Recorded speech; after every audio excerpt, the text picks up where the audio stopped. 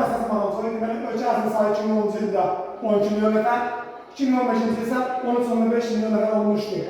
Keçən dövr ərzində ölkə ərazinin mexaniki artımı nəticəsində 0,3 milyon nəfər artımını bildik. Təbii artımı orta illik neçə nəfər, neçə faiz daha doğrusu olduğunu hesablayın.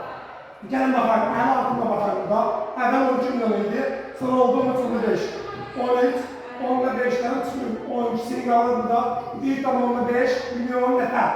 Artım olur 1,5 milyon nəfər.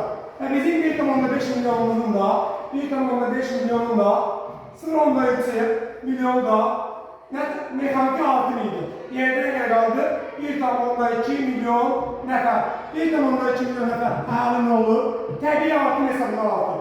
O zaman bizim ümumi əhalimiz 12 milyon 100 faiz 1,2 milyonla 200 faiz.